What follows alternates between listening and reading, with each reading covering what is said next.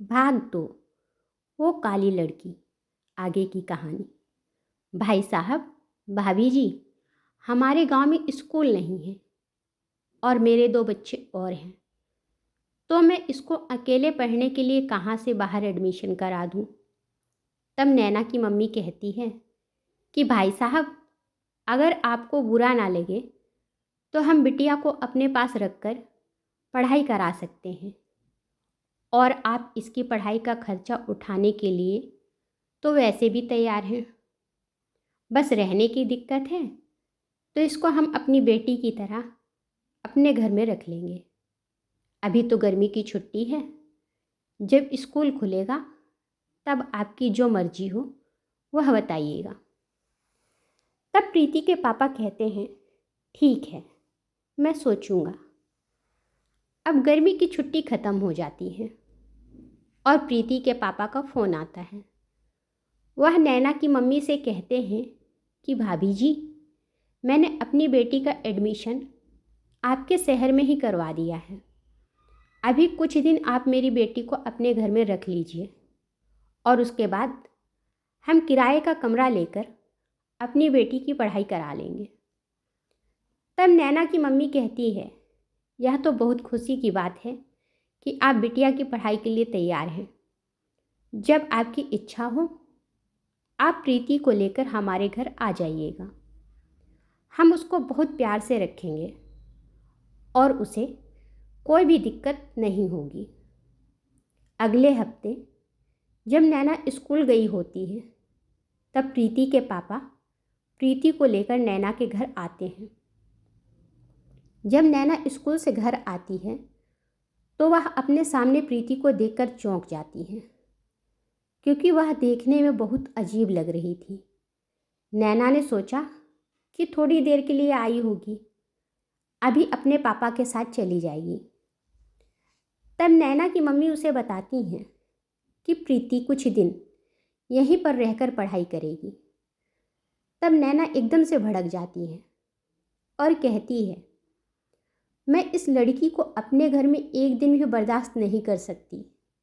देख रही हो मम्मी, कैसी डरावनी है यह लड़की। तब नैना की मम्मी नैना को समझाती हैं, अरे बेटा, किसी के काले गोरे होने से कोई फर्क नहीं पड़ता है। वह मन से बहुत अच्छी लड़की है, पर नैना को अपनी माँ की बात समझ में नहीं आती है। अब प्रीति नैना के घर रहकर पढ़ाई करने लगती है। नैना प्रीति को बिल्कुल नहीं पसंद करती है, पर प्रीति नैना को दिल से अपनी बड़ी बहन की तरह चाहती है और वह उसे खुश करने के लिए हमेशा कुछ ना कुछ नए नए बहाने ढूंढा करती थी। वह स्कूल से आती तो नैना के लिए कभी समोसा, कभी चाउमीन, कुछ ना कुछ उसके लिए खाने के लिए खरीद कर लाती और बड़े प्यार से कहती, दीदी, मैं आपके लिए यह सामान लाई हूँ, खा लो। बस इतना सुनते ही नैना का पारा चढ़ जाता, क्योंकि कुछ खाना तो दूर, उसके हाथ का उसे उसका हाथ देखना भी पसंद नहीं था। प्रीति भी जानती थी कि नैना उसे पसंद नहीं करती है, और प्रीति को यह भी पता था कि उसकी मम्मी उसके लिए उसे डांटती है। इसीलिए वह अपनी तरफ से पूरी कोशिश कर रही थी कि उसकी वजह से नैना और उसकी मम्मी के रिश्ते में खटास ना आए। पर नैना को सिर्फ एक बात का इंतज़ार रहता है कि कब प्रीति अपने घर जाएगी। नैना की मम्मी भी प्रीति का अच्छा स्वभाव होने की वजह से प्रीति का ही पक्ष लेती थी, क्योंकि प्रीति सच में अच्छी थी।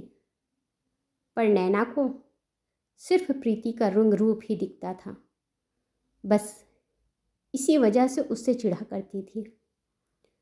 वैसे तो नैना दिल की बुरी नहीं थी, पर प्रीति को देखकर ना जाने क्यों वह अंदर से झुंझला जाती थी। नैना क्लास 10th में थी और उसका हाफ ईयरली का एग्ज़ाम आने वाला था। उसके स्कूल में इस समय प्रैक्टिकल चल रहे थे। उसकी प्रैक्टिकल की फाइल तैयार नहीं थी और उस दिन उसका प्रैक्टिकल था, जिस वजह से नैना पहले से ही परेशान थी और उसे कोचिंग भी जाना था। सोचा वहीं से प्रैक्टिकल की फाइल जल्दी से तैयार कर लूँगी। इसी बीच प्रीति नैना से बोलती है, दीदी खाना खा लो, तुमने सुबह से कुछ खाया नहीं। बस फिर क्या था। नैना एकदम से चिढ़ जाती है, कहती है तुझे खाने के सिवा आता ही क्या है, और गुस्से में अपनी कोचिंग का बैग उठाकर तेजी से सीढ़ी उतरने लगती है। अचानक उसका पैर मुड़ जाता है और वह लड़खड़ाकर जीने से नीचे गिर जाती है। जैसे ही प्रीति को गिरने की आवाज़ आती है, वह दौड़कर नीचे आती है। पीछे से नैना की मम्मी भी आ जाती हैं। प्रीति और नैना की मम्मी दोनों ही नैना को उठाकर बैठाती हैं। नैना के पैर और सर दोनों में चोट आ जाती है। प्रीति और नैना की मम्मी नैना को लेकर डॉक्टर के पास जाती हैं। डॉक्टर नैना की मम्मी से कहता है कि परेशान होने की कोई बात नहीं है, बस पैर में हल्की सी चोट है और सर पर थोड़ा सा घाव है। वह सर पर पट्टी बांधता है और मोच के लिए दवा देता है। प्रीति और नैना की मम्मी नैना को लेकर घर आ जाती हैं। घर पहुंचने पर प्रीति नैना के लिए कुछ खाने का नाश्ता और दवा लेकर आती है। नैना की मम्मी प्यार से नैना के सिर पर हाथ फेर रही होती हैं। जैसे ही नैना प्रीति को देखती है, वह एकदम से चिल्ला उठती है, हट जाओ मेरी आंखों के सामने से। जब से तुम मेरी ज़िंदगी में आई हो, मुझे चैन से जीने नहीं दिया। आज जो भी मेरी हालत है सिर्फ तुम्हारी वजह से है। नैना की मम्मी नैना का मुंह देखती रह जाती हैं। उनको यकीन नहीं होता है कि उनकी बेटी के अंदर इतनी ज़्यादा गुस्सा भरी हुई है, वह भी उस बात के लिए जिसमें प्रीति की कोई गलती ही नहीं है।